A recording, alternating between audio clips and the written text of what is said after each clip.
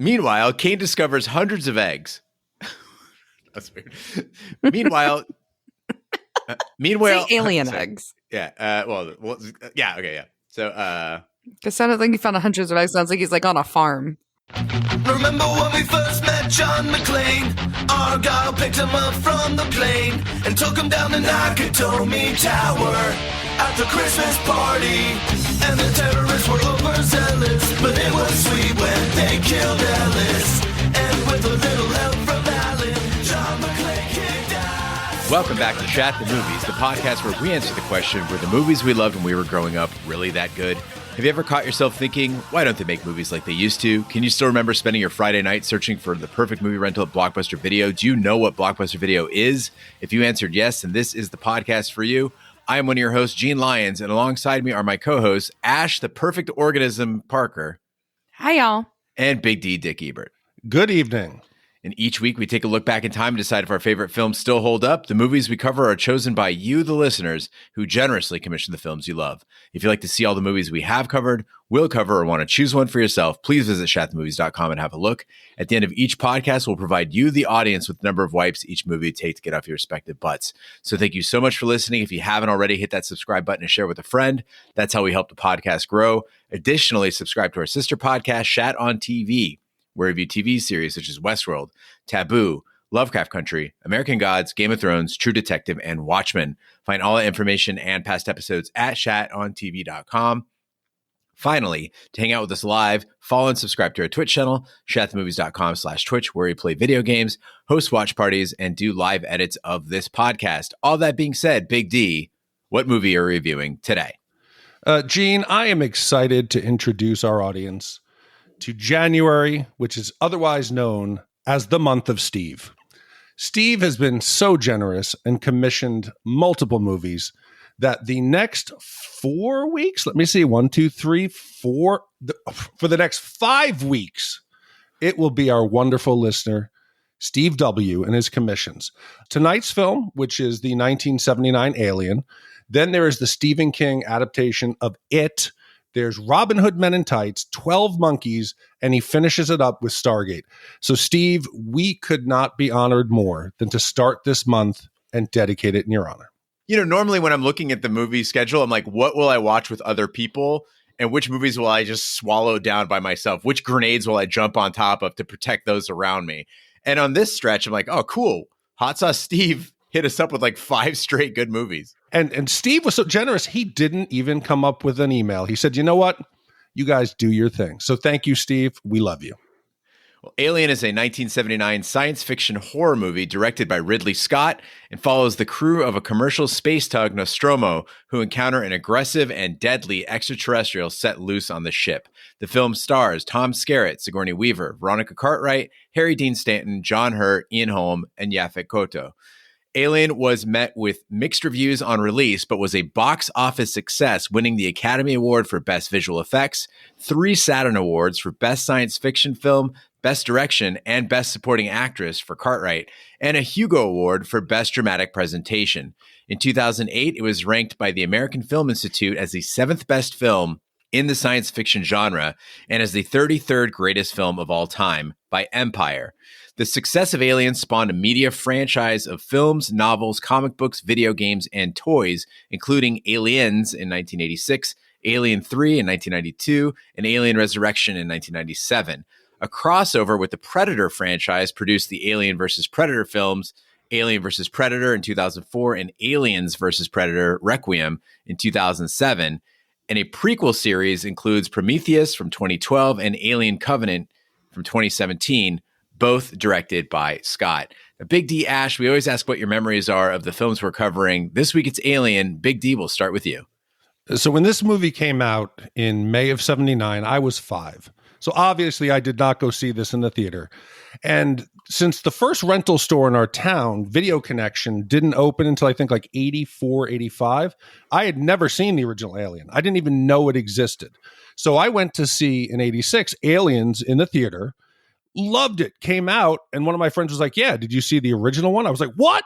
So it was fantastic. Went out, rented it. at the time, I think that I thought it was a little less exciting. There were no colonial marines. There wasn't all of the xenomorphs, but this movie is much more terrifying in a different way. I think you really need to be an adult to understand some of the deeper themes and motivations of Alien. Because when I first watched this series, Aliens was my favorite.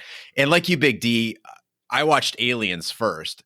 And I had no idea there was a film that came out before it. And I even saw Alien Resurrection before seeing Alien. But I'm kind of glad it worked out in that way, because I think if I'd seen Alien as a kid, the full quality of the film, the full impact of the film, I wouldn't have gotten all the themes. I was actually introduced to this movie through the Great Movie Ride at Disney World.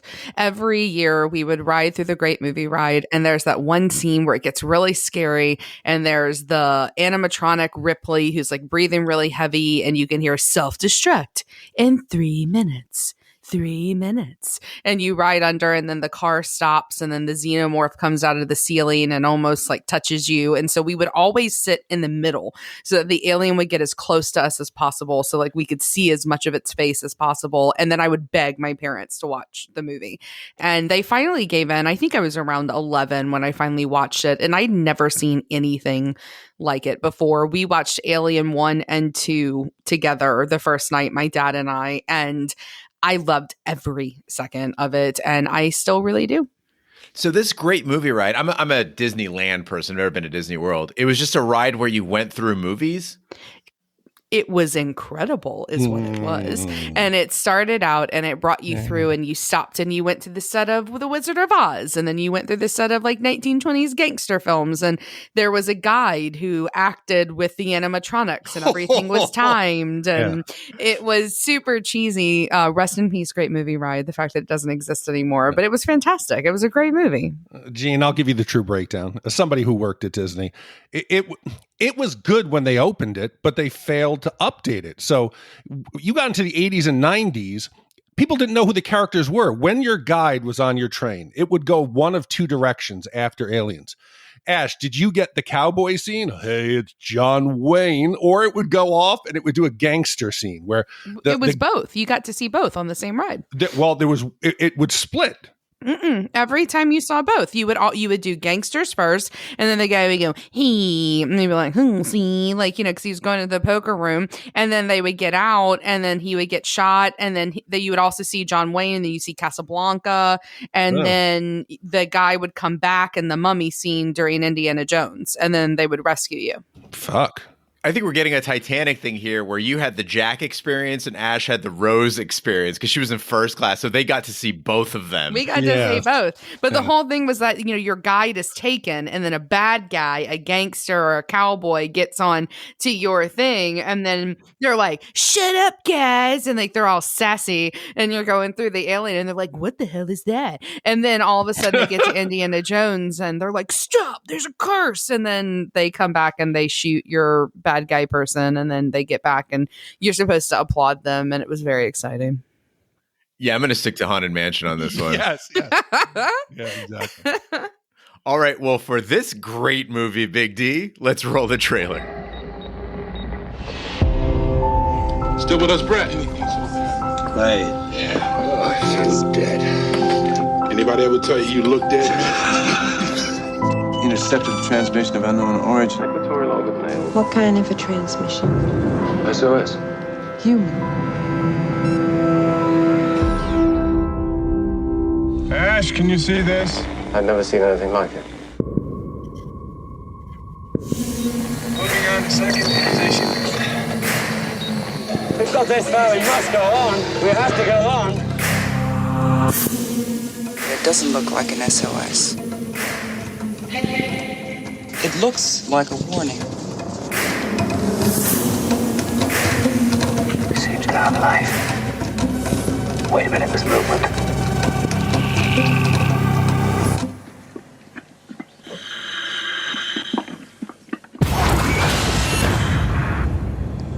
What the hell is that? You still don't understand what you're dealing with, do you? Perfect organism. The emergency destruct system is now activated. The ship will detonate in T-minus 10 seconds. Oh, God. It's moving right towards you. 7, 6, 5, 4, 3, 2,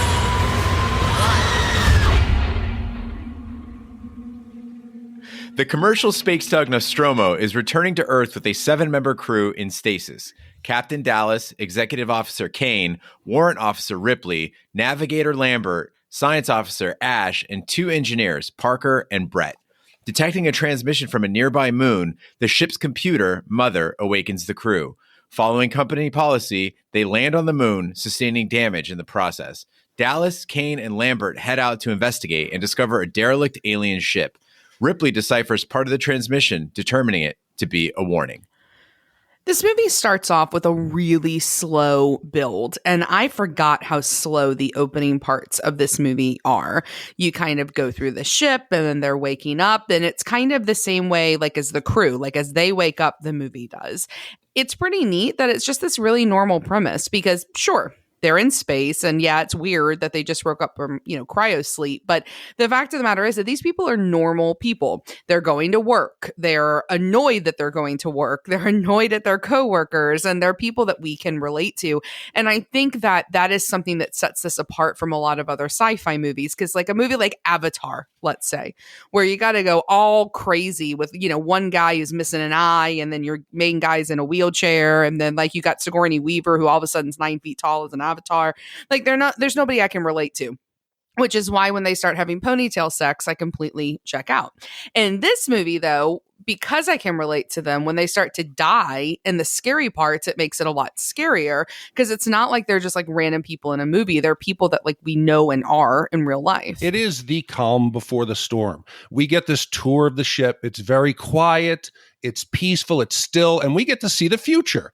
And the future is like Star Wars, which came out a couple years earlier. It's gorgeous. It's minimalistic. It's dirty. It's worn. It's instantly believable because everything we see in the ship serves a purpose. And it just tells you something bad is going to happen. And we're going to remember this peaceful time. But even this early on, there are these horror movie elements, right? As it's panning through the deck of the ship, you don't know if this is before or after an alien attack. And you get that box that's just bumping along, which we later finds out is Jonesy, right? But at the time, we're like, something's moving in here. You got the emergency helmets that haven't been used. Why didn't they use the helmets? And then as the ship comes to life, you kind of get a little bit of relief there. This is why I'll argue Alien is a better movie than Blade Runner. This Ridley Scott set is every bit as breathtaking and modern and feels as real as Blade Runner, but things are actually happening the whole time. I mean, I love Blade Runner, but I will give you one thing, which is that one reason this works maybe better is that it's contained in like one spot. You're not having to build an entire world. You're just having to build a ship within a world. And that ship, the Nostromo, like it looks incredible still. The chambers they're waking up from, I think still really look like what I would imagine cryo-sleep chambers would look like. And I believe that pretty much every movie after this that dealt with having to sleep in space got their inspiration from this film. That terrible one with Jennifer Lawrence, Passenger or whatever, looks just like this. The Lost in Space ones look just like this. And then you've also got Mother, the computer like CPU. And let's talk about her. When I was a kid, I thought that room that they go into to talk to Mother was like the coolest thing I had ever seen because it was all white and there were all those blinky lights that made no sense. Why were they there? And I thought when I was watching it this time, I was going to groan because it would be like looking at like a car phone compared to like my iPhone 13 today. But I still thought it looked pretty cool. The lights still don't make any fucking sense, but they blink and that's neat. And I think the only thing that really dates it is that the computer doesn't talk back. You got to like text to the computer. I was kind of not buying that, but I also think that maybe that makes it kind of scary because do you guys remember the tagline for this film? In space, nobody can hear you scream, which I think is such a badass tagline. And this kind of feeds into that because the technology makes you feel a little bit like you've got someone there, but they don't really because it's just AI. So when they start to die and they need Mother's help, she's not really a person. She's an android. And that kind of disconnection makes sense. And I think from the get-go really makes this movie work because they are like really alone. You see, but I think it works better when it's abstract. You can't predict the future. This was 79. There were limits. So blinky lights and like the like, it sounded like a typewriter, that noise, it works. And when I watch movies for Shat the Movies, I'm usually taking notes. I'm stopping the movie. I'm rewinding. I'm analyzing things. This movie, it was 25 minutes in and I had 2 notes. This movie makes you pay attention. You forget everything else that's going on. It is completely captivating. I got to disagree on the mother point. I thought it was a big letdown. So there's all this suspense with like you have to have a secret code and be the person in charge. You go to the secret chamber and then you get to convene with Mother. And Mother turns out to be a weak point in the movie. It's overkill, like you said, Ash, all the blinky lights and stuff. And it feels like a real ripoff of HAL 9000. But HAL 9000 was so much better. HAL was a decade earlier. Mother doesn't talk, but then she does talk. She gives you like a countdown. Like suddenly she's taunting you. Oh, you've got 10 minutes left. And if you're opening up that possibility of AI in your film, you need to actually address how AI would behave. Nothing about Mother is AI. It's a fucking database. I completely call bullshit on this because if you had a HAL type character, can you imagine like Ripley? You need to go kill the xenomorph now. Like talking to her in the really like unaffected voice. That'd be bullshit. The big revealer is Ash. Okay. That there is intelligence on the ship. It's not Mother. You know, if you had Hal saying, go capture the xenomorph, Ripley, we'd fucking hate it. It would be over the top. It's not about AI. AI is a background component to the movie. But you fucking dedicated an entire set, an entire character to AI, and then you're saying it's not about AI. It's a waste of screen time. They subverted your expectation, Gene. They subverted it. I still think there's a CPU like that you've got to like convene with, like they're in the ship. So it makes sense for it to be in that little room and it makes it neat, right? Like, right, but there's nothing chilling or strange about Mother. It's the most straightforward, like dumb, you type to it. It types to you. It doesn't want to give you a secret. You give it an override code. And then it tells you exactly what the fuck is going on. Mother's not playing games. Okay. Mother's not trying to outthink you. Mother's not controlling parts of the ship. She's doing jack shit. No, I see, because I think there's another component to the movie that we're overlooking. I think Mother is their connection to the corporation. And there's a huge message in this movie that as a kid, I didn't get. This is about social class and workers versus the corporation. Watching it now as an adult, in 2022, the Nostromo, there's a social hierarchy. You have the rank system, the way they're making money. And down at the bottom, you got Brett and Parker. They're the 2 most important people on this ship. They're the blue collar workers. They maintain the ship. They fix it when it gets damaged. You know, the rest of the crew, they're higher rank. They got those nice little branded Nostromo jackets. They're sitting up there in the flight deck in those cushy seats. And despite what Brett and Parker do to keep the entire operation going, everyone talks down to them. Everyone treats them like shit. They ignore what they say. And all these dudes want is a fair share. Come on, you're cheating us on our bonuses. That's the first thing that we hear when we're introduced to these characters. The funniest part is like you got this badass like space mining rig. It's all like dark and floating from the deep reaches of space. And their logo on their shoulder patch is like a rainbow. I love it. But Big D, I totally agree. It is amazing how many anti-capitalist undercurrents we totally missed when we watched this back in the 80s and 90s until we found ourselves living in the current zeitgeist where suddenly like we're awakened to the fact that people's lives are expendable and that, you know, money is the object. And suddenly you watch movies like Alien and they make sense. Movies like this that were like money corrupts and corporations are going to control everything someday, they seemed so tinfoil 40 years ago. Like they seemed alarmist and dumb. And we're like, that's not really how the world is. This is a dystopian nightmare, right? And suddenly as we kind of are inching toward that, worlds like Alien, worlds like Blade Runner make a lot more sense. And if you watch throughout the movie, there's multiple times that if they'd listened to these guys, the whole thing would have been averted. When they pull in Kane, hey, why don't we freeze him and go home? Freeze him and go home. And Dallas just walks away. Off the ship, Kane discovers a chamber with hundreds of eggs. When he touches one, a creature springs out and attaches itself to his face. As acting senior officer, Ripley refuses to allow the creature aboard, citing quarantine regulations, but Ash overrides her decision. He attempts to remove the creature from Kane's face, but discovers its blood is an extremely corrosive acid, which could potentially damage the hull. It later detaches and dies. As the crew continue their journey back to Earth, Kane awakens with some memory loss. At dinner, he begins choking, and a small alien creature bursts from his chest and escapes into the ship. Okay, so we've left the piece of the ship. We are now on the planet's surface.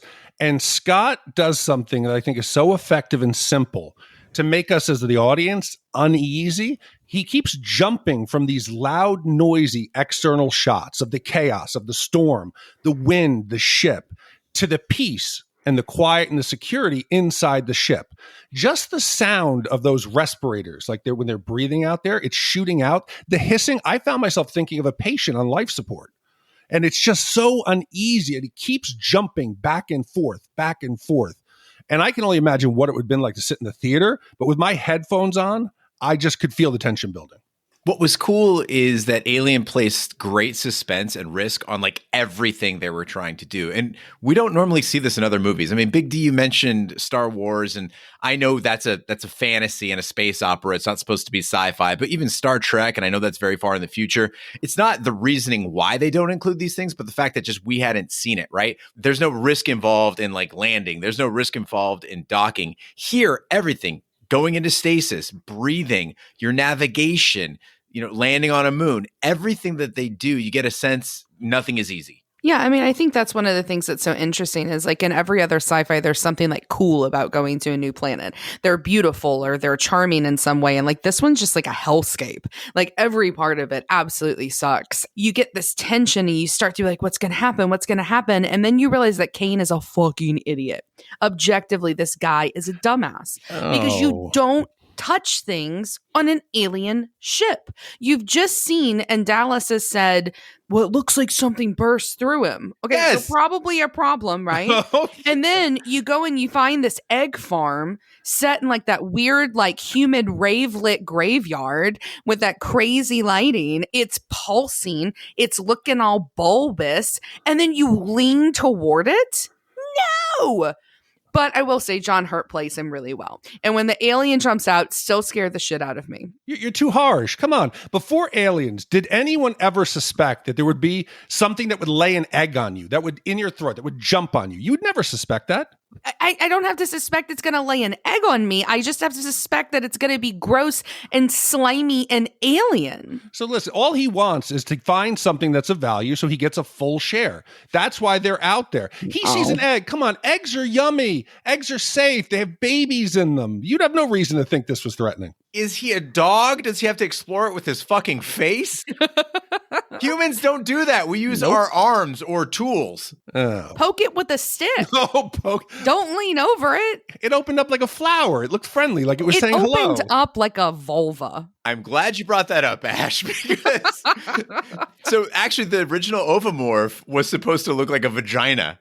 Like they wanted to be very, body horror here. And so they wanted to follow that Gigarian, line of having it be like this vulva, exactly, and then have the thing, burst out of there, the facehugger burst out of there. But instead they went with a cross because they were like, who will be offended by a cross? It looks amazing. This is the best looking effect, bar none, of the entire movie. And I was wondering like how they got that effect. It turns out that they took this shape that was based off of like a hot cross bun, and then they stuffed it with sheep intestines and cow stomach lining. But the best part is that to make it pulse like that, Ridley Scott actually had his hands inside of there and was just like hand pulsing it to make it look more organic. It looks fantastic. Oh, it looks amazing. And when we get the shot where they're back now on the ship, it's melted through the helmet and they cut it open and you're just opening it up like an egg. There's slime. It's just gross. It's pulsating, but it looks organic. It looks alive. You can tell that they thought this out. The facehugger design, it is genius. Every part of this creature serves one purpose: to reproduce and to protect itself. You got the grabby legs, so you can just grab onto the face. The tail, you know what? If you're going to try to get me off and pull me off, I'm going to choke the victim. The acid for blood for protection.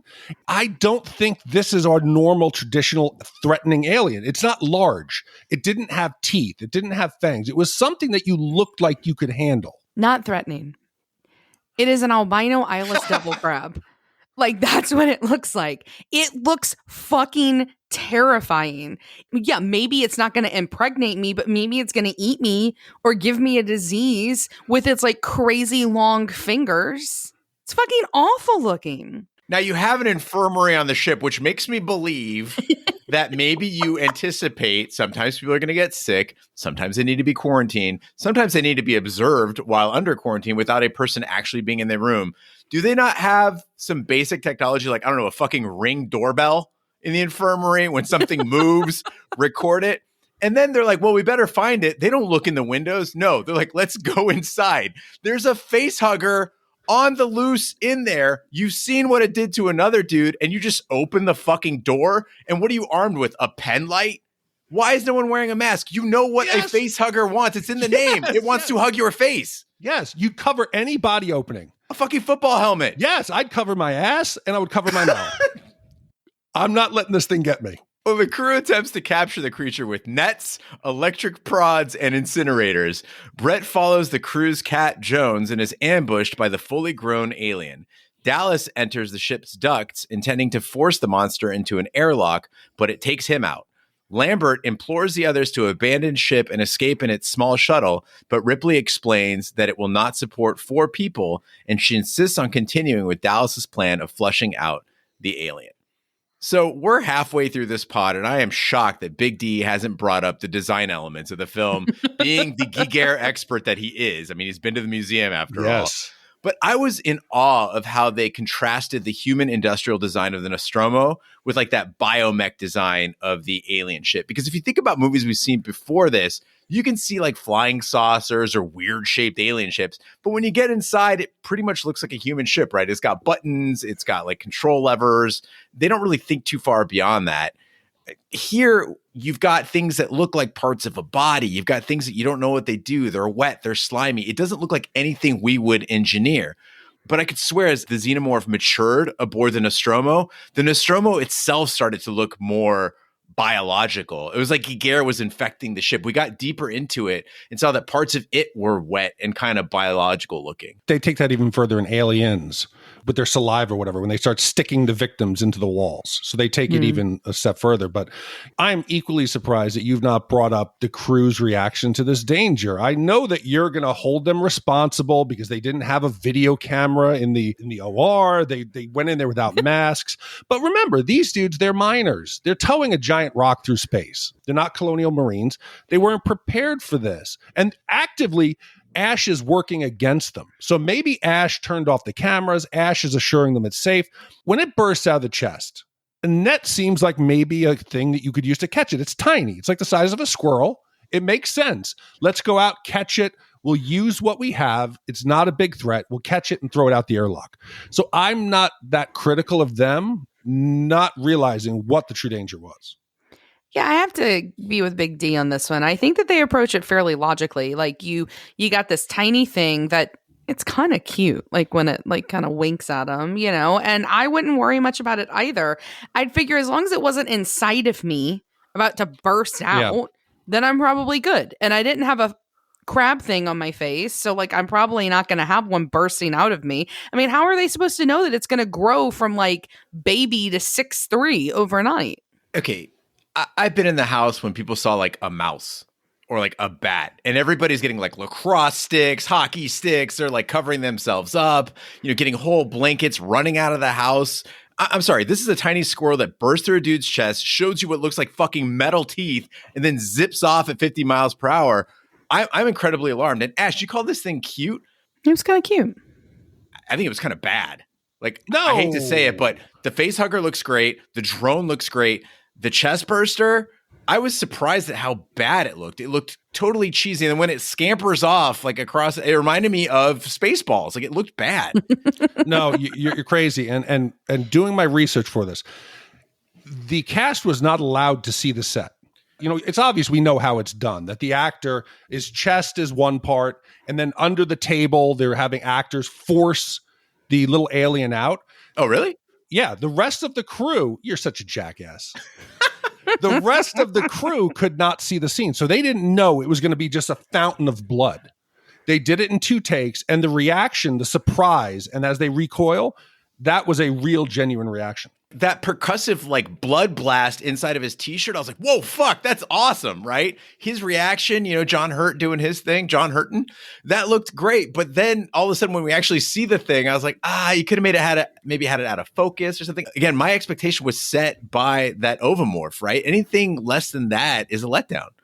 I think it looks like a demented little Muppet. Like, I mean, I think it looks perfect. And I think it looks like a baby version of the xenomorph, just a paler version of it. If Ridley Scott had filmed this and showed it to a focus group and they said, yeah, that looks like a demented little Muppet, you think you'd be like, perfect, that's lunch. You have a point sort of with that, which is that I think one of the things that works well in this is that even though they're being chased by a giant alien, this is still an experience that I feel like the way they set it up that we can relate to. Because it's like when you mentioned a mouse, for me, it's like when you have a roach in your house. Because in New Orleans, I grew up, I was terrified of the kamikaze cockroaches because they would come at you, they'd fly at your face, and I would just lock myself in a room and I would listen to them outside my room. You could hear the fluttering of their wings. And so eventually you work up the guts or you take enough shots to go room by room to hunt that bastard down. And you can hear it moving from room to room, or like you'll walk in a room and all of a sudden you'll hear a flutter and it just like, ugh, like to this day gives me an absolute panic attack. And that's what they're doing here is they've got to clean the ship room by room and they're listening for the sounds. They're looking for the signs, knowing that they're being chased by something, knowing that there could be something in there. And so you can relate to that tenseness on a much smaller scale. And then you add on top of that, like the beeping in real time with Dallas of it arriving, like such simple tech, such old tech, but like that scene with the sounds and the way that it's coming and then him flashing his flamethrower, like it gives me chills just thinking about it. And that's why, like, when we talk about scary movies, a lot of them really fall on their face compared to something like this that is set up in just such a smart way. In 79, there was limits to what they could do to build tension. By not showing us for a majority of the movie, the alien, we don't get a full like reveal, I think, until the escape module. We're seeing the head, we're seeing the body, we're seeing it like rise up. So they use those little sounds, Ash. When we get that Brett goes into that room with the chains and the water's falling, who knows why? I'm not even going to question what that room purpose was and that water in a spaceship and rusty chains, whatever. But it's hitting the bill of his cap and you hear the chains rattling and he thinks this hiss is Jonesy the cat. So he turns around and it just rises up and he lets out that death screech. It's more effective than $20 million in special effects could ever do. I think we're overdue at this point in the pod to talk about Sigourney Weaver because this was Sigourney Weaver's first big role. And so nobody knew that she was going to be the hero. Like she's not on the movie poster. Nobody is. Nobody's name's on there. And for a lot of the movie, she's just one of the crew. Like she gets very little dialogue or screen time. She's on equal footing with like Lambert. You know, I think Parker and Brett and Dallas, they get a lot more screen time. Ash gets a lot more screen time. Initially, they hide who she is until the plot is well developed and much of the crew is dead. I think if you were anybody in the theater in 1979, you're watching this movie, your money is on Tom Skerritt, right? Like Dallas is going to be the hero. He's the captain of the ship. He's got that incinerator. And no, they take him out. Yeah, you expect she's going to be like the damsel in distress, that someone's going to have to come rescue her. But Ripley, she's the fucking badass. She's the first female character that I remember thinking, holy shit, she is a badass. And it's sad because if you go back now and think how old this movie is, she's up there on the Mount Rushmore, I think, of female badassery. That's sad that we haven't had more. Oh, G.I. Jane. Jesus. She's badass. If they just listen to Ripley, hey, don't let him in the ship. She overruled Dallas. All this would have been different. But yeah, like they had to set it up this way because how many dudes in 1979 are going to see a sci-fi movie that's pitched where like the girl outlives everybody and saves the day? Like nobody's going to go see that in 1979. And so they hit it and then they wound up with these guys having to leave the theater and be like, man, Ripley's fucking awesome. Where they wouldn't have had that, you know, to make a big fuck you to all of them. Yeah, they wouldn't have a problem with aliens existing, but no, we can't have that female character be the hero. A woman outlives a man? Never. With her brain, her smaller brain? So unbelievable. Sigourney Weaver, yeah. Kicking the shit out of aliens, yeah. Sigourney is a woman. Oh, no. Fuck you, Sigourney. Go back to the kitchen. Make me a sandwich. I'll kill the alien for you. I think Big D committed to that one a little too much. Accessing Mother, Ripley discovers Ash has been secretly ordered to bring the alien back, with the crew considered expendable. He tries to choke her to death, but Parker knocks his head loose and reveals him as an android. Ash's head is reactivated, and he expresses admiration for the creature. The remaining crew decide to self-destruct the Nostromo and escape in the shuttle, but Parker and Lambert are killed while gathering life-supporting supplies. Ripley initiates the self-destruct sequence, but finds the alien blocking her path to the shuttle. With no further options, she makes her way to the shuttle and barely escapes as the Nostromo explodes. So when you've seen Alien before, the Ash tells are so clear. Like, you get that he's the saboteur. You get that he's working against the crew. He's not afraid of the facehugger. He's not afraid of the chest burster. He's overriding protocol. He's oddly aloof. This motherfucker refuses to tell anyone anything over the intercom. He's like, something's happening down here. What's happening down there? Well, you have to come see. Yeah. But the movie does such a good job masking that in like personality quirks and greed, like you mentioned, Big D, protocol, and like him just plain being creepy, that amid all that suspense, as a first-time viewer, like, you don't immediately see that this dude is an android with one goal, bringing the specimen back to Weyland-Yutani. Yeah, I agree with you, but as much as I love so much of the tech in this, I still, as an adult, don't feel like the insides of Ash make sense. Because I remember when I was a kid, I was like, why is he full of milk? And then it was like, what are those weird pimple bulbous things that he's made up of? He's made of like milky kelp. Right. Like, why is it so white? Like, ugh. I don't like it. I don't like it when he's in there. But y'all, I did not know this was Ian Holmes. I did not know that this was Bilbo Baggins until we were recording and you said Ian Holmes. And I was like, holy fucking shit, Bilbo is Ash. He's typecast as like that, sort of helpful, but sort of weird. And then he's going to freak out and do like some 80s music video rolling around the room. So do you think this is worse than Westworld with their milky insides? It's different. The milk in this would look curdled. Like, at least in Westworld, they're sexy milk people. Yeah, that's true. But now that I've gotten done, we were putting Sigourney Weaver up on Mount Rushmore of badassery. She does something that is just so stupid that I think she takes a step backwards.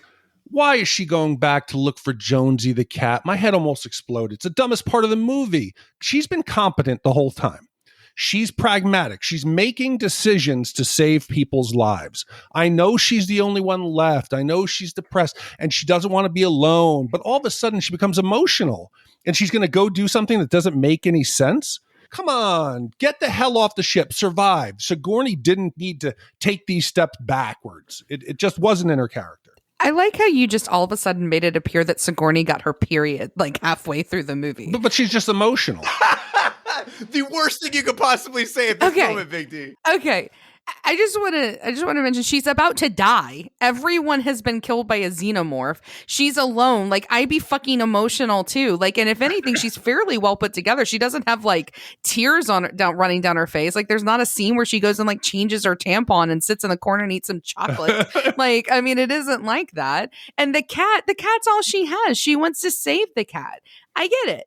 I don't know if I would have gone back for the cat, but I know lots of people who would. And I just think of like Hurricane Katrina. Lots of people drown in Katrina going back for their pets. Like, this happens all the time. My first reaction was like, leave the fucking cat. And there are times where it doesn't make sense because she's like going to like go to rescue people, but she's still carrying the cat around. That part I don't agree with. But I thought about it. And if I were blowing up a ship and June was still on the ship, I'd totally go back for her. Mm-hmm. But I wouldn't have to, because with a dog, you just crinkle a treat bag and that dog will come fucking running from across an entire space mining rig right to you, because dogs are awesome. Maybe it wasn't that she loved the cat. Maybe the cat was the canary in the coal mine, that she wanted to use it as an early alarm for the alien. Because anytime the alien's around, it hisses. But no.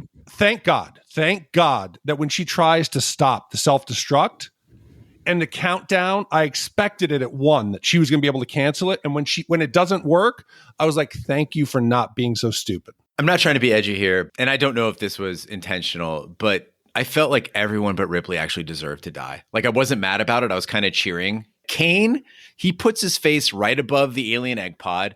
Brett goes wandering alone and takes like a flash dance shower in the chain room. Dallas climbs down into a xenomorph drone. Like, he was fine where he was. He climbed into it. Parker and Lambert, they're supposed to be going in those canisters. They're having like a fucking Neil Peart drum solo down there. It's like bing, bong, clang. Like, it's a fucking alien coming to hunt you. Ash is a fucking asshole. Ripley's the only one, and Jonesy, of course, who deserved to survive. When if you want to talk about emotional, fucking mention Lambert. Like, she drove me nuts in this movie. I was so relieved when she's finally killed because that woman would not stop crying. Like, Ripley is nothing like that. Like, Ripley gets her shit together. Lambert's like, I just don't want to die. And it's like, just put this shit together. And poor Parker's like, move. Yeah, I can't. Fucking move. I've got the incinerator. I can't. I'm just so scared of the xenomorph. And then it's like, that's how you get yourself killed. That's how you get everyone killed. Exactly. As Ripley prepares for stasis, she discovers that the alien is aboard, having wedged itself into a narrow space. She puts on a spacesuit and uses gas to flush the creature out, then opens an airlock door, but the creature clings to the frame of the ship.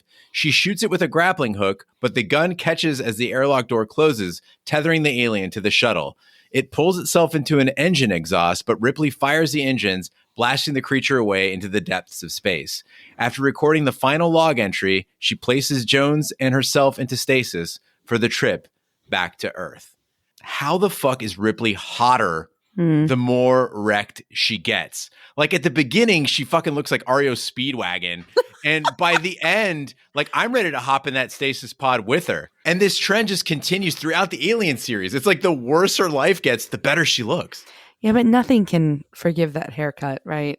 Like, even when she's in like the little like undershirt and those like weirdly sexy underwear that I don't feel like the company would assign, like, her haircut's still pretty bad, right? Was the underwear bad, or did she just have no butt? No, she definitely does not have an ass at all. Okay. But like, I don't think that the company, like, they assign the guys like normal underwear and then the women are just in like these tiny stringy sides. I appreciated that she didn't have to wear a bra, though. That was nice. Because she has no boobs. Yeah, but bras are pointless at this point, right? You got zero gravity. But I'm correct. Didn't the guys look like they had some kind of like a diaper when they were in the cryo-sleep? It was like a loose fitting kind of, looked like an absorbing material. Ideally, if you're going to be in cryo for a while, like in stasis for a while, you're going to want to have something very, very comfy, doesn't chafe or like push into your skin at all. And you're probably going to be pooping and peeing in there. So yeah.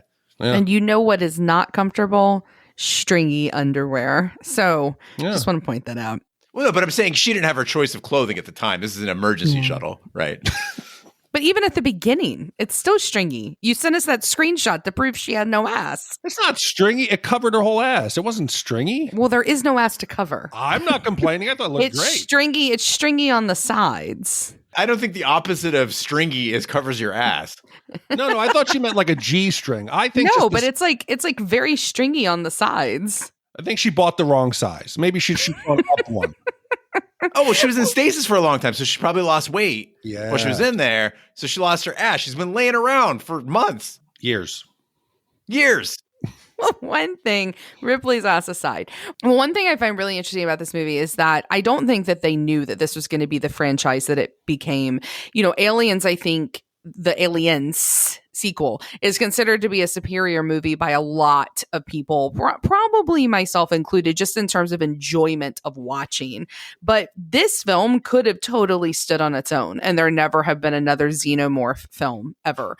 And what I like about the way that they approach this, which is very uncommon in horror and in sci-fi, is that we get to see a culmination of the fear that we have on screen. There's like a denouement to it. We get to see her get into that sleep chamber. She's there with the cat. We know that she's either going to float in space for all eternity or she's going to get rescued. So there's enough of an uncertainty to make it interesting, but there's enough certainty there to know that she blew the alien out into space and it's not coming back to Earth with her. So it gives us this satisfaction. We walk away knowing something, but not knowing everything. And a lot of other sci-fi movies don't let their endings breathe like that because they're spending so much time setting up for what comes next. Think Species and the fact that they have to go back at the end and show the rat stick out its tongue and stab somebody with it. Like, they can't just let it end, where this one did. And I think there's something really beautiful about that. Yeah, it is really like the most 50-50 ending of is it going to be a sequel or not without ever intimating that there is a sequel. And you're absolutely right, Ash. It just feels so satisfying because from what we know about the Weyland-Yutani Corporation, like, they never come rescue Ripley. Nope. There's no money in it. And she knows about how and why the crew died. There's no incentive to keeping her alive. And the way I took it, if I had only seen this and not having seen the sequels, I would have think that she's just going to float around in space forever because nobody's coming to get her. And that's kind of a dark and gruesome and truthful end to her story. I think it's absolutely fantastic and one of the best and most satisfying endings I've ever seen. Well, now is the time in the podcast where we give our wipe score for Alien. 0 wipes is a perfect movie. It is the love that can only exist between the third officer on a spacecraft and her cat. 5 wipes is an absolute disaster. It's a pulsating, exploding vulva that shoots a facehugger directly into your face. Big D, we'll start with you. What is your score for Alien? I got to say, I think it's a 0 wipe movie. It's my little nitpickings do not detract from the overall experience of the film. It was like nothing people had seen. It was an experience that's terrifying as a child, terrifying as an adult. The crew was great. What they did with the special effects and the minimal exposure of the alien until the end, you felt like you were there trapped with the crew. This is why you go to the movies. And I'm going to say something shocking. I think this is a better movie than Aliens. Aliens is more fun, but that's more like an attraction at Disney. Whoa! This is an experience. 0 wipes. Yeah, it's like Rambo. Yeah. Like Rambo First Blood, it's got a lot to say, and it's a somber movie. It's not as like explosion, kill count as you get with the following movies, but it's far more poetic. It's far more intentional. Yeah, I totally agree. Aliens is more fun. This is just a better cinematic piece. I take the podcast rating system very seriously. I take our wipe scores very seriously. And I believe that most movies deserve some semblance of wipeage, even if it's just like, a little tiny piece of a square, because few are perfect. But this one, I think is, though. I think the script is perfect. I think the plot, the pacing, the action. I think the sets are beautiful. I think the acting is amazing. And more than anything, it gave us this badass heroine that I really wanted to be growing up. Ripley is incredible. She's amazing. Sigourney Weaver is a goddess. And I'm with you, Big D. I think it's a 0 wipe movie. Make way. Here I come. Dun, dun, dun. Lift up that toilet lid, because I'm sorry. Mother didn't work. The crew was ridiculously reckless and incompetent, like beyond the bounds of belief. Ash's talking head, which we didn't talk about, like that edit looked like dog shit, and the dummy looked like dog shit. The chest burster doesn't hold up. Look, this movie's incredible. And I agree with all the things you guys said about, this evolving heroine that was historic, a movie that has just terrific suspense, world building. I mean, this is a piece of art, but it is imperfect. And just like I said with Aliens, which I agree is a fantastic movie in its own right, but in a totally different way, this is a half a wipe for me. So with Ash's 0 wipes, Big D's 0 wipes, and my half a wipe, that gives us a Shat score of 0.16 repeating wipes for Alien. Wow. I hate when like movies are all tied in like a giant block. Gene, with that score of a 0.166, that now places Alien in the number 2 spot. Ooh. It is behind Pulp Fiction, Raiders of the Lost Ark, Back to the Future, and Dumb and Dumber, which were all perfect films. And it is slightly better than Jurassic Park, Wayne's World, Grosse Pointe Blank, and Fargo. Yeah. I buy that. Yeah. I mean, you know what? When you're within like the less than a half a wipe range, it's a fucking great movie. It's also like a fucking tightrope act when you're talking about sci-fi, right? Because you're talking about comedy like Dumb and Dumber. Yeah, there were probably inconsistencies in there. There was probably some dumb shit that didn't work or effect that looked stupid. But it's a comedy, so you forgive. With sci-fi, I think it's probably one of the most exacting art forms, right? As far as film goes. Like you get anything wrong and people are going to point it out. Whereas if you look at, something like a straight up slasher film, or like an adventure film like Raiders of the Lost Ark, and you got a lot more leeway there, right? Agreed. Totally agree. All right. Well, Alien stands alone in a very respectable spot. Big D, any voicemail this week? So, Gene, we do have a couple voicemails this week, and our first one comes from Chris in Minnesota. Hey, Shat crew. This is Chris from Minnesota. Longtime listener, sometimes caller. Just wanted to say, absolutely love you all. You guys are doing a bang-up job. But I do have a little bit of an actually, in the recent review for In the Army Now with the one and only Pauly Shore. Big D made a little bit of a faux pas. He referenced the movie Stripes and lumped it up with Bill Murray, which is correct, but also mentioned Aykroyd, probably Dan Aykroyd, which he was not in that film. I'm guessing Big D probably got him confused with Harold Ramis. since Dan Aykroyd was not in Stripes, but was in Spies Like Us. No fault, but just wanted to point that out because I've never been able to point out an actually. And so now I kind of feel like I'm part of a very illustrious group. So Big D, thank you so much. Beautiful Christmas present. And I hope you all had a happy holidays. And please just thank you so much for all that you do. And can't wait to hear your next podcast. Thank you all so much. Bye. Well, Chris, you are 100% correct. I should have remembered that, but in the moment, and this is actually the film that caused the rift between Harold Ramis and Bill Murray that lasted all the way up until almost his death. One thing that did come from that comment on the podcast review of In the Army Now, one of our wonderful listeners, Daniel M., actually commissioned Stripes. Stripes will be out April 18th of 2023. So everybody book it on your calendar. Well, we have one more voicemail, and it comes from another Christopher who likes to listen to us on the road. Shat crew, what up? I'm Christopher. I'm a truck driver. I listen to your stuff. I just found you a month ago, and I just listened to 5 years of freaking movie reviews. Awesome. And now I'm watching freaking Saving Ryan's Privates or something. It's a terrible movie. But anyways, I was listening to your Scream review. Oh, that was the funniest freaking, Shat review. I mean, I listened to it, back with Carrie, and I don't know what happened to her, but I skipped the episodes. Well, holy moly, I love this podcast, and now I have to get back to it to where I ran out of podcasts. So anyways, I drive from Salt Lake to Reno to Salt Lake, back and forth. So I listen to 4 episodes per night, and now I'm up on whatever the crap you guys are doing now. All right. Chris, I want to start off by saying you're an absolute beast because that drive, oh God, that is equivalent to the West Texas drive for me. There's just nothing there. Reno to Salt Lake, there is absolutely nothing there. I blew up a 2003 RAV4 actually driving from Salt Lake from Reno to Salt Lake. So it's a sketch drive. So good on you for staying awake while you're doing that. And thanks so much for listening to 5 years of the pod. That's incredible. I just feel so bad that you're listening to 4 straight hours of us. That sounds like I wouldn't want to listen to 4 straight hours of us. I mean, 90 minutes, boom, right? Once a week. But 4 straight hours, that's dedication. We appreciate you. It absolutely kills me, though, that people are like, hey, that pod that you guys barely edited, it's our favorite one. And Big D and I are like, cool. We spent 4 hours a week editing. Maybe we just release them without editing now.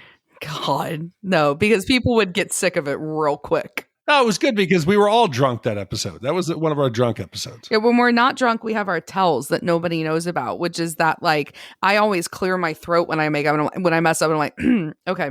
And then Gene always goes, I'm sorry. And then you'll mess with me, sorry. And Big Douche go, oh, fuck. So we all have, we all have those tics that people would get tired of really quickly. If I fuck up something on the pod, I like to start the whole thing over again. And I found that I started doing that in real life. So I'll be in work meetings and I'll stumble over a word and I'll start the whole fucking thing over again. Nice. The pod is real life. Everything else is just details. Yeah, I'm sure everybody appreciates the dedication. Also, Chris, thank you for going out and looking up Saving Ryan's Privates. That was a reference I didn't think anybody would actually go do, but I'm glad you took the time. And Gene, that's it for the voicemails this week. Please keep them coming.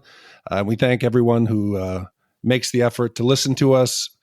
God only knows 4 episodes a night, but it means a lot to us. Big D, what do we have coming up next week?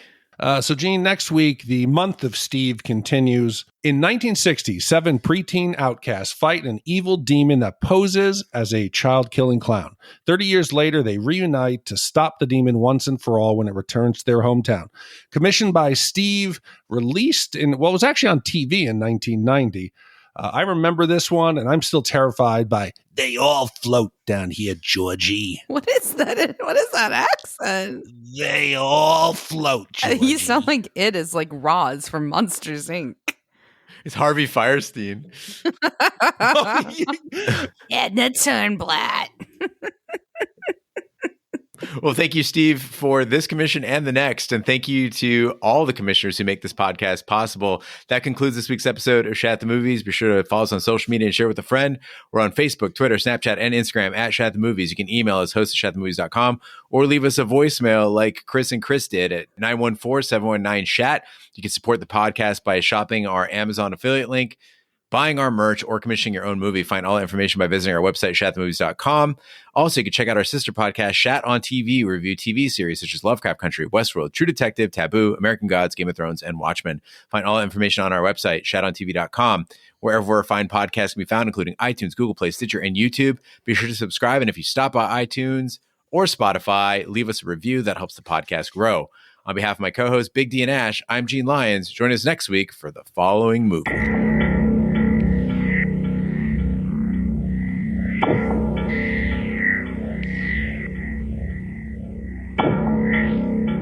Why are you guys anywhere?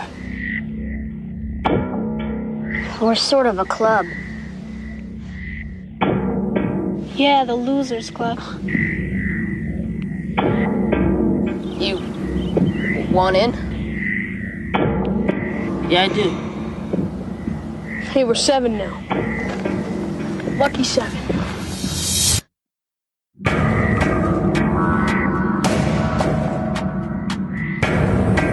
I want to kill it.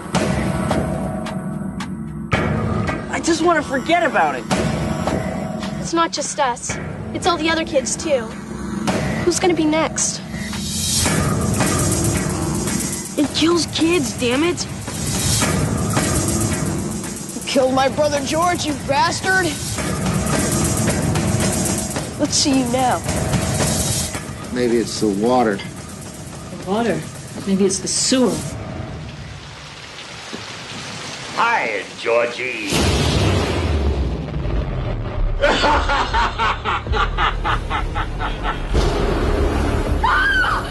You're not real! You're not real! Was it Pennywise? Big white guy, red nose. About 75 feet tall, mouth full of razor sharp teeth.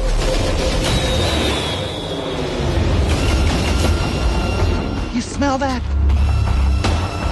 That's death. Losers fight it. Losers die. They all flow.